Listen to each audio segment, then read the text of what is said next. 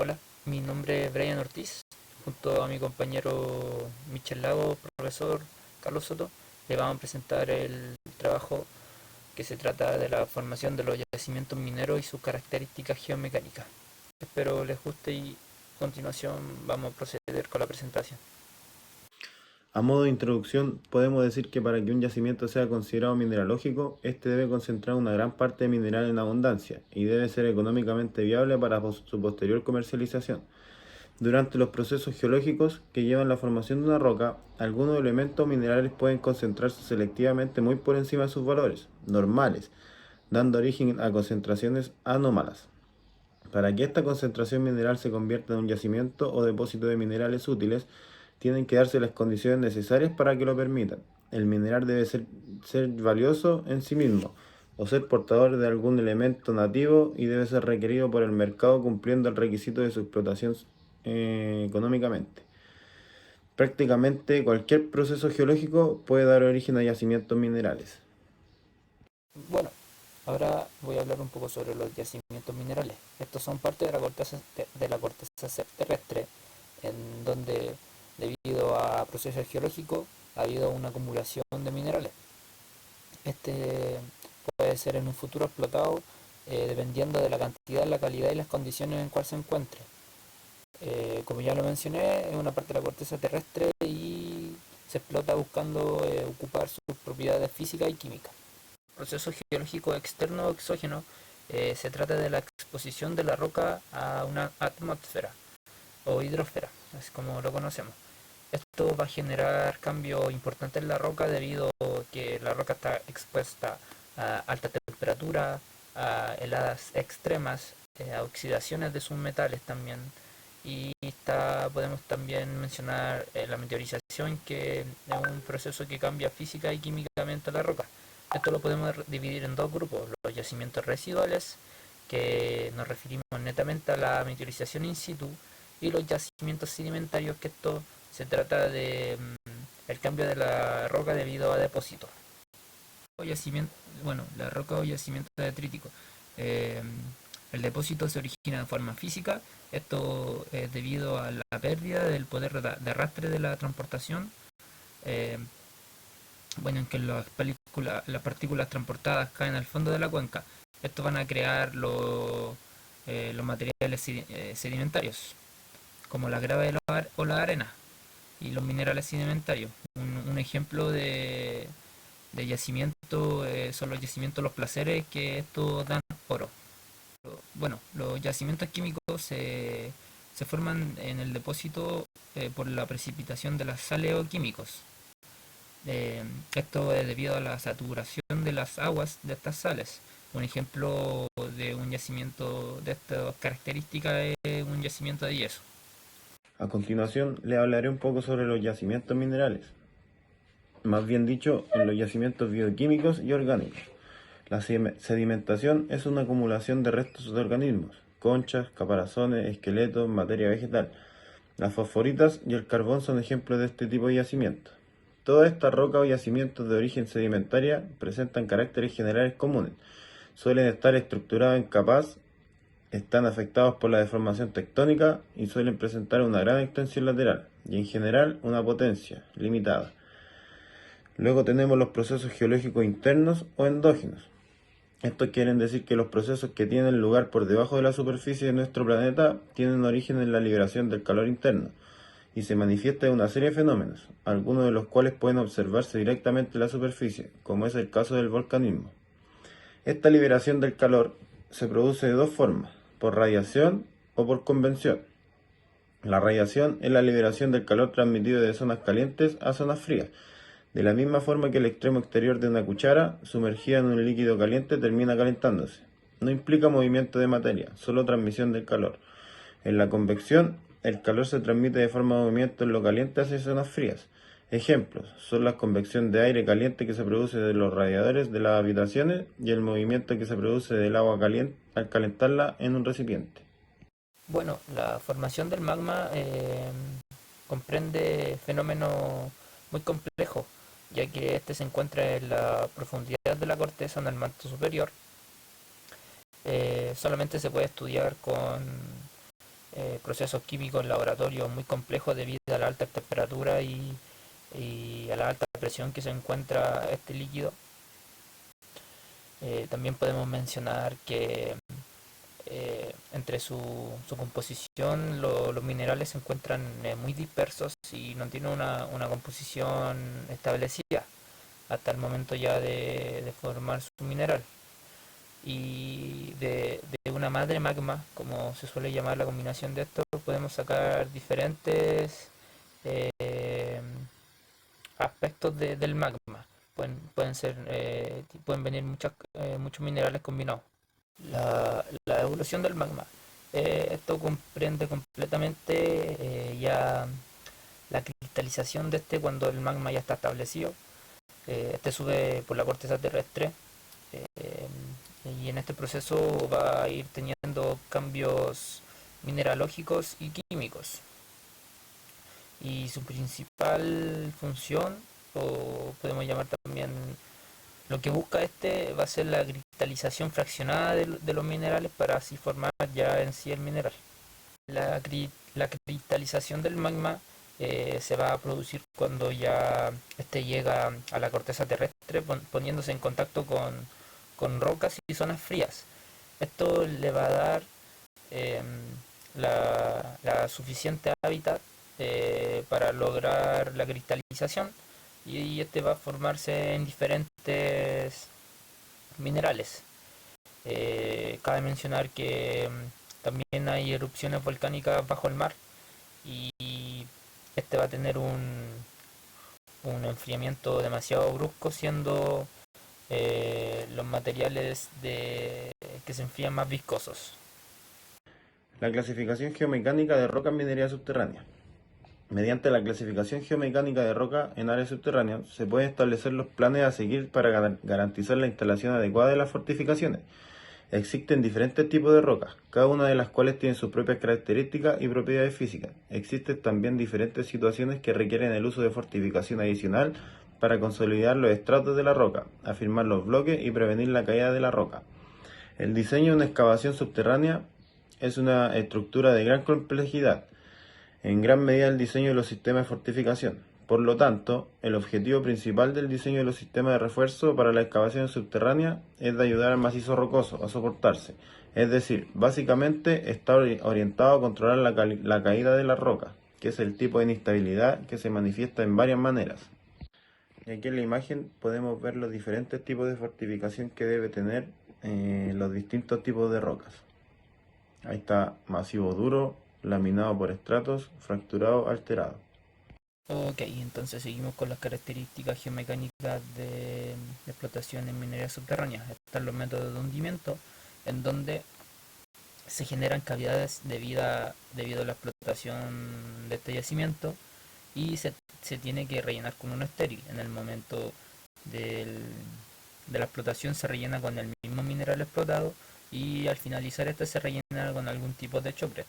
Entre los más conocidos tenemos el Pilar, que en español significa el método de Caserones o el método de Pilares, que en Estados Unidos en los años 80 el 60% de las mineras que no eran de carbón utilizaban este método y casi un 90% en la minería de carbón.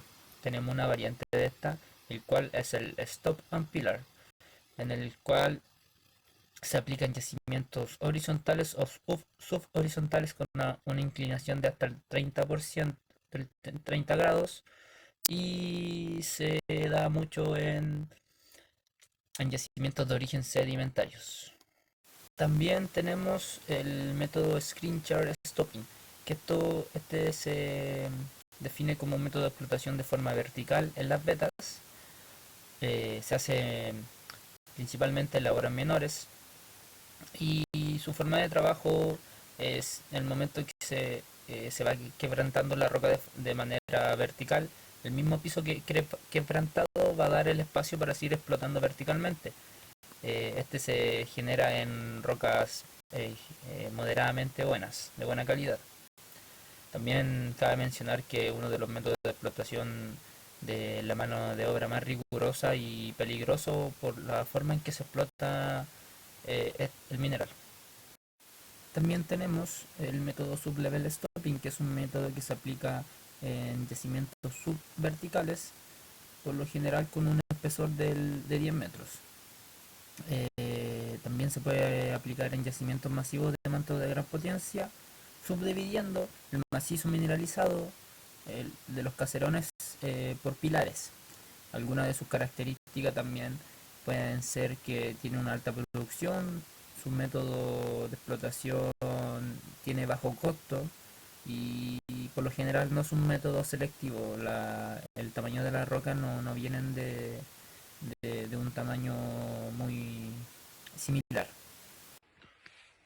Aquí podemos ver también las características geomecánicas de los distintos tipos de métodos de explotación en los distintos tipos de roca. El cut and fill. Este es aplicable a depósitos verticales o depósitos de gran tamaño e irregulares. Se aplica por lo general en cuerpos de forma tabular, verticales o subverticales, de espesor variable desde unos pocos metros hasta 15 o 20 metros en algunos casos. Se prefiere otras alternativas cuando la roca encajadora, quiere decir las paredes, presentan malas condiciones de estabilidad. Eso también es incompetente. En cambio, la roca mineralizada debe ser estable y competente, especialmente si se trata de cuerpos de gran espesor. El mineral extraído debe ser suficientemente valioso, de modo que el beneficio obtenido por su recuperación compense los mayores costos del método. A continuación también tenemos el sublevel caving. El método sublevel caving se aplica de preferencia en cuerpos de forma tabular, verticales o subverticales, de grandes dimensiones, tanto de espesor como en su extensión vertical. También es aplicable en yacimientos masivos. La roca mineralizada debe presentar condiciones de competencia solo suficientes para que las labores emplazadas en ella permanezcan, con un mínimo de elementos de refuerzo. La roca circundante, o más específicamente la superpuesta, debe ser poco competente, de modo que se derrumbe con facilidad ocupando el espacio dejado por la extracción de la roca mineralizada. Este es un método por hundimiento. Y por último tenemos también el block caving. También es un método de hundimiento. Este método se aplica casi sin excepción en yacimientos masivos de grandes dimensiones, como son por ejemplo los depósitos minerales diseminados conocidos con el nombre de cobres porfídicos, de gran ocurrencia e importancia económica en nuestro país. También es posible su aplicación en cuerpos de forma tabular, de gran espesor. Sus mejores condiciones de aplicación se dan a conocer en roca mineralizada relativamente incompetente, con un alto índice de fracturas, que se hunden con facilidad quebrándose en fragmentos de tamaño reducido. También vemos los tipos de yacimientos que podemos encontrar en las canteras. Estas son minas a cielo abierto, generalmente de pequeño tamaño. Explotan materiales que no requieren concentración posterior, sino como mucho una trituración o clasificación por tamaño. Los materiales obtenidos en canteras son los áridos, las rocas industriales y las rocas ornamentales. El esquema típico de explotación es mediante bancos y bermas. También tenemos las cortas. Estas son explotaciones tridimensionales de yacimientos que evolucionan en profundidad, generalmente de sustancias metálicas, aunque también existen cortas de carbón. La morfología típica de una corta es similar a un cono invertido. El arranque del mineral y del estéril sobremanera en las mineras metálicas. Se realiza generalmente mediante perforación y voladura. La carga se suele efectuar con palas cargadoras y el transporte mediante volquetes. En el caso de las cortas de carbón, el arranque del mismo se realiza mediante las palas excavadoras o rotopalas. También siguen las descubiertas. Estas son básicamente labores bidimensionales que se utilizan en yacimientos horizontales o casi horizontales. De esta manera, la explotación se realiza una cuota más o menos constantes. Y finalmente tenemos los placeres. Este corresponde a la explotación de depósitos de arena en antiguos lechos, ríos o playas, con el fin de recuperar oro, piedras preciosas u otros elementos químicos valiosos. Los tipos de yacimientos en minería a cielo abierto. Se conoce como minería a cielo abierto aquellos aprovechamientos mineros de explotaciones mineras que se desarrollan en la superficie del terreno. A diferencia de la mina subterránea o perforación, la minería a cielo abierto se aplica cuando los depósitos comercialmente útiles se encuentran cerca de la superficie. Se emplean medios mecánicos o explosivos para remover los terrenos que recubren o rodean la formación geológica o formal del yacimiento. Estos materiales se denominan genéricamente estéril, mientras que a la formación a explotar se le llama mineral. El estéril excavado es necesario aplicar en escombreras fuera del área final que ocupará la explotación, con vista a su utilización en la restauración de la mina. También tenemos el espaciado, que este está entre los planos de las discontinuidades que condicionan el tamaño del matriz rocoso y por tanto va a definir también el papel que tendrá el comportamiento mecánico del macizo rocoso. Tenemos la rugosidad, que es la descripción y tiene como una principal finalidad la evaluación de la resistencia del corte de los planos.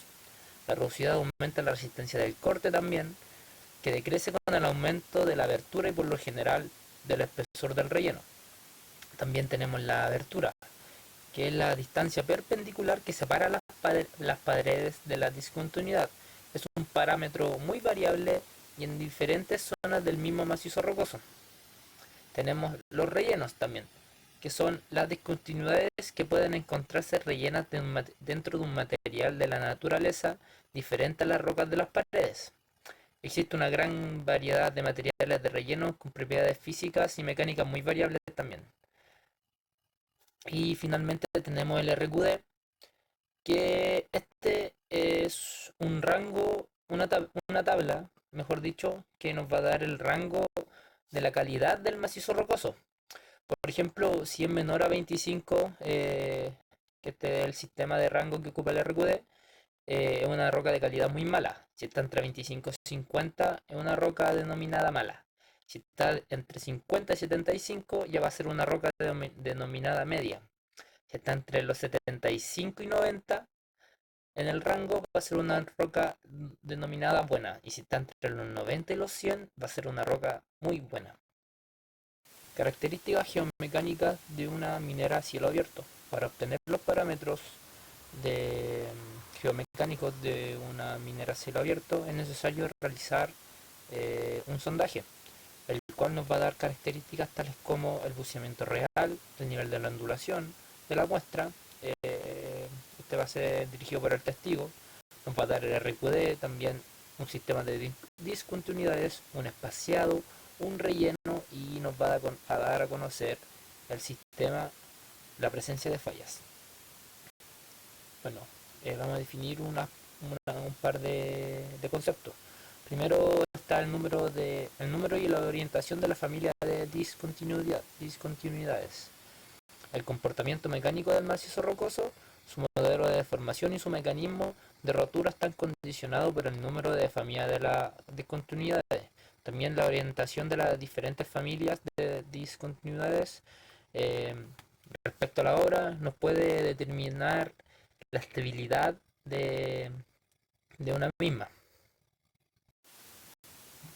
Bueno, como consecuencia del recién expuesto en el informe, hemos de refutar que tanto en minería a cielo abierto como en minería subterránea se necesita contar con los parámetros exactos para en un yacimiento mineral para así poder tomar la mejor decisión y el mejor método de explotación al momento de trabajar con el mineral. Bueno, en relación a los yacimientos mineralógicos, podemos decir que eh, toma de 1000 a millones de años para que estos se formen en relación al magma desde donde viene, desde donde procede e inicia todo el proceso de mineralización. Como antes mencionábamos, se necesita de agentes naturales para poder llegar a la cristalización en el momento que ya se está en contacto con la superficie terrestre. Y de la otra forma, como mencionamos también, de una forma de transportación de estas sales que quedan expuestas en la superficie y estas pueden caer en cuencas y formar yacimientos sedimentarios como lo vimos en el reciente informe. Espero que le haya gustado la presentación y que hayan quedado claro cualquier pregunta bienvenida. Muchas gracias.